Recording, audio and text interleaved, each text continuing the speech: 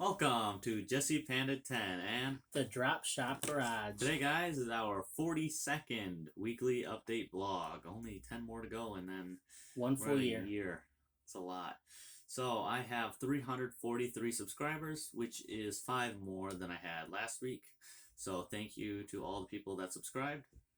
I made 6 videos since the last vlog, so that's quite a few videos. I hope you guys enjoy those videos. The first one was the auto show Jeep. That's where there was this Jeep hill, and you could see the Jeeps coming down the hill, and some of them would stop, some wouldn't, and you could see the traction and how cool they were when they were going up the little hill. I don't know, like with hill. steps. Yeah, there was the big one which was like made of metal, and then they had a second one made of like concrete, and it was like steps.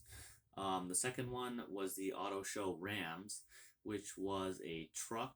They had like multiple of them, but it was trucks, and they had a hill. It was slightly smaller, but I don't think they were trying to show off just as much as the Jeeps.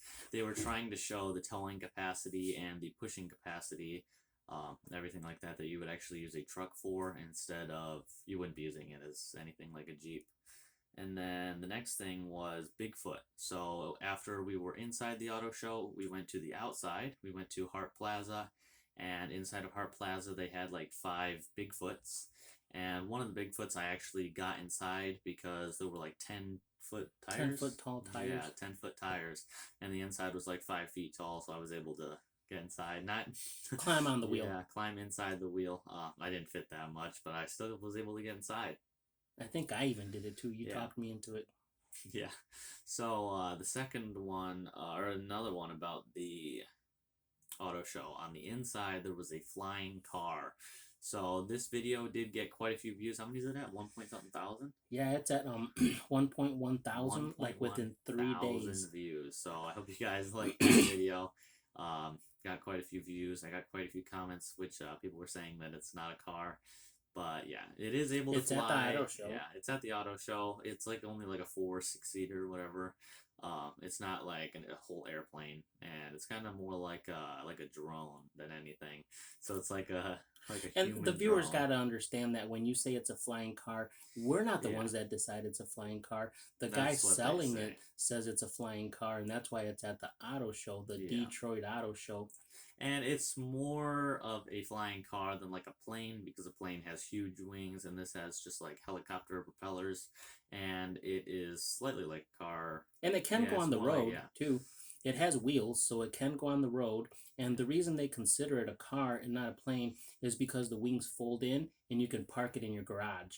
And then you get it out of the garage, the wings fold out. Yeah, I think it's mainly like a vertical takeoff and landing helicopter, which is just one where they have 2 turbine engines. I think that's what they're called, right? Or not turbine. They're so. Like jet engines. Jet engines. They are jet engines. And then it's like a helicopter with 2 blades, and they fold side to side to up. It's up when it's taking off, and then it turns into an airplane. That's like the closest thing I can think of. Yeah, and these are really small, so that's why it's they like call a small car. version of the vertical takeoff landing helicopter plane. I know they have it in quite a few video games, but yeah, that's all I know about that. And then the next one is the Gold Pan. So if you guys didn't watch the first Prepping for Survival video, I was talking about how we bought a 14-inch Gold Pan. And it is black. It has little stairs, little ones, and then it has bigger ones. It has 3 big steps on one side, and then like 20 on the other side. And you put a small amount of dirt, and then you wiggle it around in the water, and you're able to find gold. And the first time we did it at the Off-Grid Shed to House. Yes, the Off-Grid Shed to House. We did that in the backyard of the Off-Grid Shed to House. So yeah, if you haven't seen that video, he has a video on his channel with the Off-Grid Shed to House. And you did find 1 or 2 little grains of gold. Yes, little flakes, little dots. Yep, we found those. And then tell him when we went to the real river. Yeah, so what I was talking about in that video, the first one, that one we said that at a cider mill near us, there is a river across the street, and at that river, we went there the next day. I don't know if it was the next day, but a couple days later, and we got some dirt, made a video, and it was really cool because you were able to see real gold. Yep. And yeah, I think it was slightly bigger than the ones at our house. It's because the river has a 90-degree yeah. bend. And the gold was flowing by, and then it gets stuck in that little bend, and that's where we were grabbing the gold from, and we were actually able to find some. Yep. So I have a couple more things, but they're not videos, so if you want to go, you can. Yeah. So as of today, we're at vlog number 42. So we're only 10 away from a complete year of doing these vlogs. As of today, I have 457 subscribers. This week I gained a lot. I gained 8 subscribers. So the 8 subscribers, thank you guys very much for subscribing. My first video was of a Chevrolet monster truck. This was an old Chevrolet. I think it was like a 3100 Apache, and it was at the Frankenmuth car show. And it looked like an old truck, but obviously they have like a brand new drivetrain with like a newer motor, newer transmission, newer axles. It had the really good heavy duty like Dana 44 axles, and you guys can check that one out. The second one was a 1934 Chevy Rat Rod. And this 1934 Chevy Rat Rod, the only thing of the 34 is the little body of a truck, but obviously it's like on a really nice frame, and it had a Hemi motor in it. Even though it was a Chevy, the Hemis are Chrysler motors, Dodge or Chrysler, and you can tell when it's a Hemi because they're really big motors with really big valve covers, and then the spark plugs go on top of the valve covers, so that's how you instantly know that it's a Hemi. No other motors are like that, like Chevys or Fords. The spark plugs do not go into the valve covers. The third one was a really cool one. It was a body dropped Ford. A body dropped Ford pickup truck. What it means by body dropped is that they have the frame with the wheels and tires, and then instead of just lowering like the axles, they can lower it, by the axles to make it a little lowrider, but these guys want to drag the frame. They want it right down to the bumpers laying on the ground. So they just cut out the floor and they actually take the body and drop it onto the frame. So you'll have to check this one out because it was in a field, but the bumpers were laying on the grass, the frame was laying on the grass, the tires were tucked in. You'll have to really check that one out. That was a nice one. And I'm usually not much of a Ford guy. I like Chevys more. I like them all, but this Ford was like awesome. Then the fourth one was a Volkswagen bus review. Those Volkswagen buses, they're really cool because it's really old and they have like a little camper top where you can drive, and then when you park it, you just pop up the little camper top and it gives you like 3 or 4 extra feet so that you can stand inside of them. And most of them came with a kitchen. Most of them came with a little twin bed. It's like a little couch that turns into a bed. Half of them had like a little mini toilet in them. So they're really cool. And this one, the people were from California and they drove all the way to Michigan to go to this Frankenmuth car show. Then my fifth one was the flying cars, the same as what Jesse did, and we put it out a few days later because it's just awesome, guys. Yeah. These flying cars. I mean, if we had a whole bunch of money, I'd buy one. I'd park it in the driveway and fly to work and fly home. Would you? I don't think I would. I just don't think they're developed enough to where, because regular drones, I mean, I even myself have had one fly away, and I don't think that I would personally want myself to get inside of a drone, and I don't think that it would be. You wouldn't want to fly yourself. Yeah, well, I mean, I would definitely, if I had like a runway in my backyard, I would definitely fly a plane. I think it's just a much better and safer idea to fly a plane than a drone because drones are never really. Yeah, well, the reason accurate. They're selling these and the reason they do the vertical takeoff is so that you don't need a runway. You can just pull it right out of your garage and fly into the air. And instead of taking, like 15 minutes to get to school, you could get to school in like 3 minutes. Yeah. I think, the one that's like the vertical takeoff plane, I think that's a really good idea because you can just take off and then be able to fly. But the drone one, I still definitely would not fly. Can you imagine how many parents would be landing in the school parking lot to drop off their kids? Like a bunch of flies. Just like, nee. Yep. That would be funny. So this week, we went to the auto show in Detroit. And it was really cool. It was half inside, half outside. It's the first year that they've ever done that. And then for our Prepping for Survival channel that we told you guys we're going to start, we haven't put out too many videos we only actually put out one, but we're buying all of the things to make really good content for you.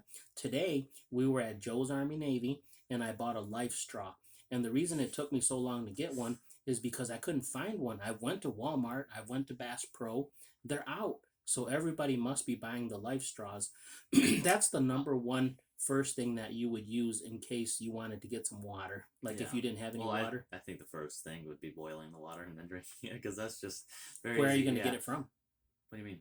If it's a survival situation, you have to get the water from somewhere. You got to filter it. Yeah, but if you have water... Wait, what are you asking? No, I was just saying the number one thing, the easiest and the safest is to drink out of a life straw. Then the second would be to boil your water. Third would be filter it. Yeah. Things like that. So I bought a life straw. We bought a tarp. We already have a tarp, so that we're going to show you guys how to make a tent out of a tarp or wrap yourself in the winter and you won't freeze. Yeah, and then Jesse has the idea of if you put it out with some rocks holding it and it rains, you can collect water to drink. Oh, yeah. You can just dig a little hole and when it rains, it'll collect water. Yep. So those are the videos for the Prepping for Survival that are becoming really soon. Yep. So what I was going to say is about the life straw thing again. I remember for my birthday back when I was like 10, this was like right when I started Boy Scouts. I'm not even 100% sure if I was in Boy Scouts at this point. Pretty sure I was. No, you were. But you it had was already like, but only for like a year. It wasn't. You had been in it like 4 or 5 years, Jess. And only then, now I've been in it 4 or 5 years. Jesse, you've been in it. No, I'm talking about Boy Scouts. Yeah, I'm not talking about Cub Scouts is totally different. Cub Scouts, you don't really go camping. Yeah, because I was going to say Boy Scouts. I'm talking about Boy Scouts. Boy Scouts, you've been in it like almost 5. Yeah, almost 5, and I was saying that it was between right when I started to like the first or second year. It was right then when I bought the life straw, so it was way before it was like a popular thing to buy a life straw. I just had saw them on a YouTube video. I think it was like the Crazy Russian Hacker. If you guys know who that is, that's probably what we're going to make our channel like. If you guys haven't checked them out, you can. It is like it's this guy that always reviews these products. It's kind of like me on my TV show. He takes all of these camping gadgets and he just puts them to the test. And one time he did use a life straw, and that's where I got the idea of using a life straw. And I got some money for my birthday, went to Meijer, and got a life straw like 4 or 5 years ago. Yeah, the Prepping for Survival channel that we made, it's not going to be mostly reviewing things. It's going to be teaching them. Well, teaching. I'm saying that not Prepping for Survival, but the TV show, which I'm going to talk about too right now. The Gear Guy, which is Jesse, the Gear Guy from Scouting on Air. That's pretty much what it's like. And that's where I got the idea. And for some of our new viewers that you guys are brand new to this, Jesse has his very own channel. Yep. It's called Jesse Panda 10. And then I have my very own channel, which is called the Drop Shop Garage. It's mostly about cars, mini bikes, pickup trucks. Yep. And then together, Jesse is my son, my teenage son, which has been, there's a lot of brand new viewers. Yeah. Between the two of us, we got like 15 new viewers. And Jesse is a Boy Scout that has been in the scouting program for 10 years. And the whole 10 years, I've been an adult leader. So together, we started a channel called Prepping for Survival. And what we're going to do on that channel is we're going to teach you guys everything that you guys need to know to survive. And it's not just because we're Boy Scouts, but all of the knowledge that we have will teach normal everyday humans, you know, if the power goes out, how to get some water. If the power goes out, what to do to have some energy.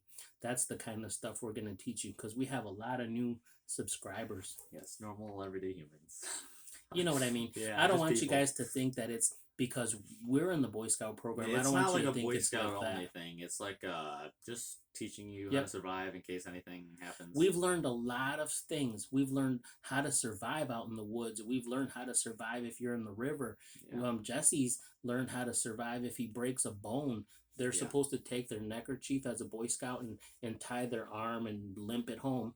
And if they happen to get a big cut, he knows that you take the same neckerchief and you tie it off so that you don't bleed to death. Well, yeah, you can use anything as a tourniquet. You can use 550 cord, paracord. You can use your belt. Your belt. That's exactly what I was about to say. But your neckerchief is the number one main thing you're supposed to use for like 10 different things. Yeah. And those are the kinds of things that we wanted to teach you. Yep. I just wanted to clear it up because we do have a lot of new subscribers. And then besides our YouTube channels, Jesse has a TV Oh, I show. was just about to get to that. Go ahead. Well, before that, I was gonna say that we are going to teach you how fast that it can happen to where you are in a survival situation, because a couple months ago we were talking about this YouTuber that we used to always watch, Pablo from Ukraine. Oh yeah. Remember him? So he used to just live this great life where he would go to the grocery store all the time with his wife. They would cook some food. They would just show us all around Ukraine. And then a war broke out, and yeah, it's totally different. So just from one day they were making videos to where the next day their country was in total war. So you guys really need to know how to survive in case anything like that happens. Yep. And here where we live in Michigan, and last year our power went out, and it went out for 5 days. It had not done that in a long time. The last time it did that was like in 2004, and they call it the Great Blackout because it went out in the whole eastern United States for like 5 days. And I wanted you guys to know, it sounds like 5 days isn't a lot. Trust me, 5 days is a long time. Yeah, everything in your house goes bad because the temperature is all crazy. The food in the refrigerator, after only like 24 hours, it goes bad. Yeah, I felt horrible because Jesse had a little fish, and the house got so hot. We had this little shark, and we had it for like 5 years. And then I felt horrible because the house was so hot that the little shark died. So, I mean, I know it's a little, $5-10 shark, but I went out and I bought an $800 generator because I went to all of the stores around here, Harbor Freight, what's the big one? Home Depot, Walmart. And when your town has a power outage, trust me, guys, that no matter what store you go to, they're going to say half of the state was sold out of generators because Luckily, you're able to get one. Yep. So after like the 4th or 5th day, I just kept trying and trying at Home Depot. And then one day I went in there and they told me, we don't have any. But I seen a semi was parked in the back and they were unloading. And in the semi, they unloaded a couple of Generac 6500s. Those are monsters, but that's all I could get. I didn't need one that big. We had a little 800-watt one, but it only could run one thing at a time, like the refrigerator. So then I bought the 6500 Generac, and it powered the whole house. Then I had air conditioning, a TV, the refrigerator. We were doing fine. Living like there was no power. Yeah, but the only bad thing about the 6500-watt generator is that it uses like 5 or 6 gallons a day. Not even a day. That's overnight. Yeah. It's overnight. Like 12 hours you get to. That's quite expensive, especially now with the gas prices. If they were like $5 and you're spending 6 gallons a night, that's $30. That's $30 a night. Wow. So this year I haven't used it yet, and we're probably going to make a video. But I bought another generator. This is my 3rd one, and this one is only a 2300-watt one. Like half. Yep. So it's not too small, but it's not too big. This one should be perfect to like run the refrigerator and a TV, and it should only use a couple of gallons a night. And when we open it up in a few days, we'll make a video of it because it's brand new. We can put that on the Prepping for Survival. Yep, because that would definitely be prepping for survival. For survival. Yep, we're gonna teach you guys what kind of food to have, because you can't just buy regular food to be a prepper. To be a prepper, you have to buy dry goods, canned goods. So you got to have a lot of cans. Those last for years. Then you have to have a lot of cereal because the cereal is dry and it'll last for a year or two. I know I know that the expiration date says only 2 or 3 months, but everyone knows that it lasts for like a year or two. Are you saying cereal? Yep, cereal. Yeah, cereal definitely lasts. As long as you keep it in the bag. If it's open, then it does go bad. But if it's in the bag, then sealed, it's fine. And ramen noodles will save you. Ramen, Top Ramen. They have like 5 different names. Maruchan. Yeah, but those, I mean, we buy boxes that it's 24 in a pack, and we have 3 or 4 cases of those. And trust me, when Corona happened, we didn't know that was going to happen. And then the lady at the store that greets you at Walmart was like, promise me, guys, that you'll buy a whole bunch of food. Because Jesse was little. It was like 3 years ago. And we just stuffed the cart with anything we could find that would last and that we would eat. Oh, yeah, it's crazy that in March it's going to be 3 years. Yep, 3 years. Wow. And we never in our wildest dreams would have imagined Jesse was stuck in the house for a year and a half. Quite a while. With no school. The school was online. Yep. So, I mean, we would have never known. Ever since March to like the next June. Yep. Or no, the next September. The next September. Yeah. That's why it was like a whole year and a half. And if anybody would have told me a few years ago Never that you were believed it. not allowed to go to a playground, Actually, I got something. you were not allowed to go to a movie, you weren't allowed to go to a museum. So it didn't do us any good to be stuck in the house for like 7 months. We Yeah. couldn't go anywhere. So the thing is that no one would have believed that it happened, but like 10 years ago, Bill Gates, which is like with like the top three, he's like the one of the richest people in the world, Mhm. and he talked about on if you guys know what TED Talks are, it's like just like a talk thing on YouTube, and it's where he discussed what. We try not to talk too much about politics or This religion. isn't politics at all. Okay. No, I was saying TED Talks are just these talks where people go on and they talk about any kind of issues or just like any kind of educational. They have an educational channel. But Bill Gates went on there and said that the next thing that's going to happen to the world is a disease outbreak, a pandemic. And this was like 10 years ago, and he predicted the future.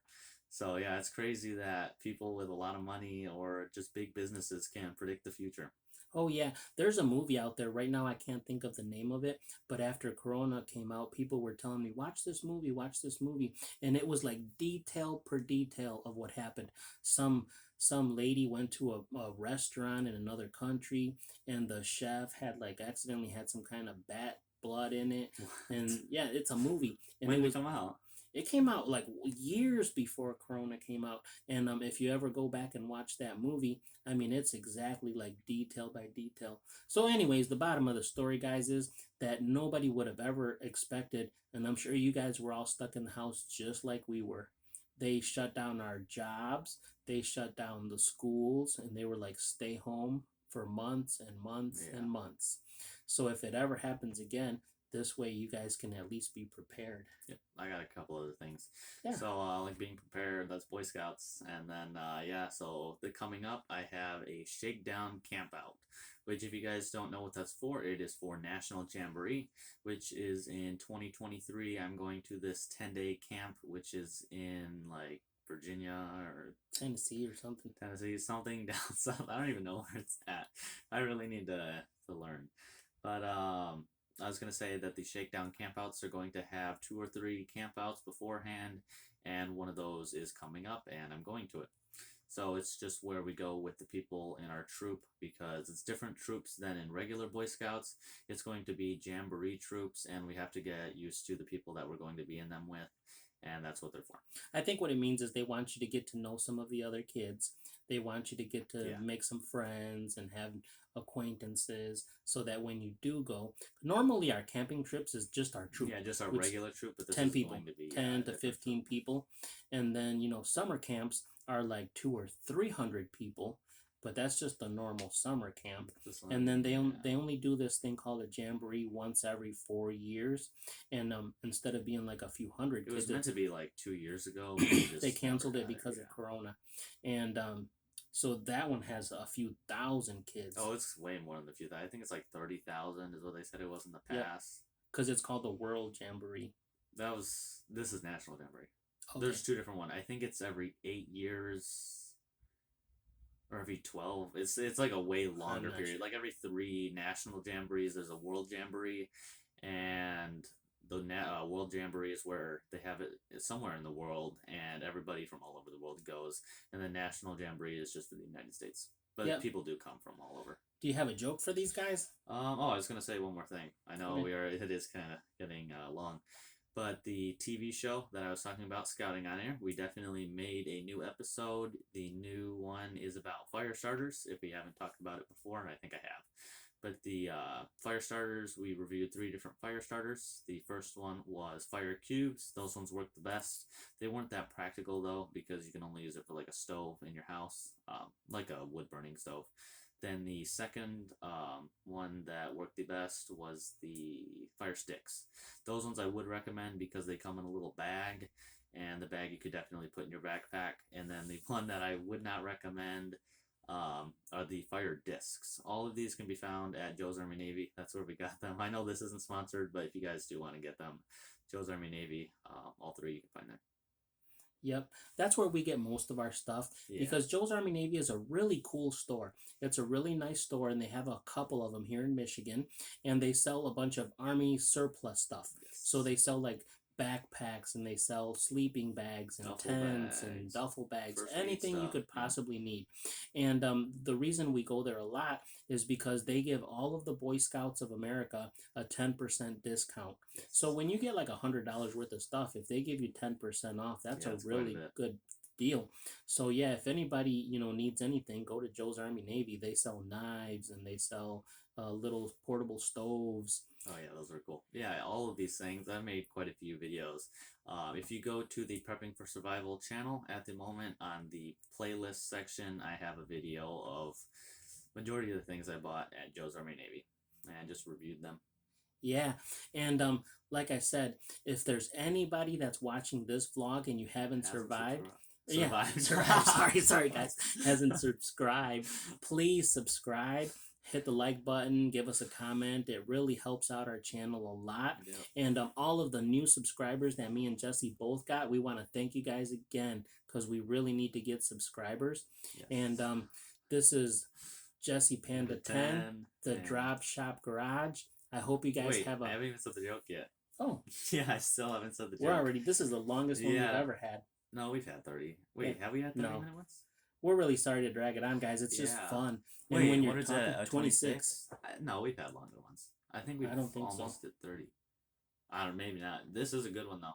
But have you guys ever heard a joke about jump ropes? No. Never mind. Just skip it.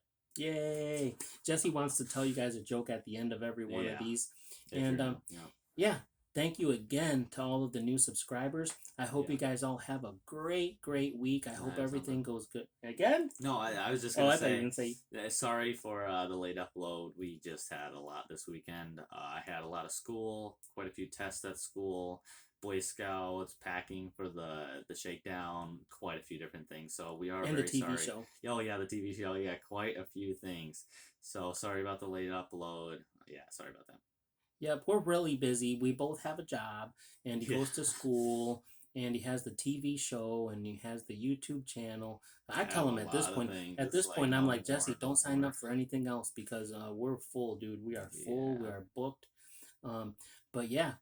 And like I said, these vlogs are fun. We talk, and it seems like we only talk for 4 or 5 minutes, but then when you look at the timer, you're like, oh man, it's been 27 minutes. So we're really sorry to drag it on. Yeah. But again, once again, thank you guys to the new subscribers. If there's anybody watching it and hasn't subscribed, it's completely free. Just hit the little subscribe button. Hit a like every once in a while. Give us a comment. If you like the videos, if you don't like the videos, if you think we should change something. Yeah, comments. That is very important. Comments are very important. They help us grow the channel, and those are actually used. I think they're more useful than likes. Yep. And so once again, it's Jesse Panda 10, the Drop Shop Garage, and then together we have this one called Prepping for Survival. Soon we should get another one. Yep. So go ahead and go over there, check out Prepping for Survival, and hit a like or hit a subscribe or something, because we only have on that one. There's 6 subscribers right now. Yes. We really need some help on that one. Well, have a great day, guys, and we'll catch you guys on the next one. Goodbye.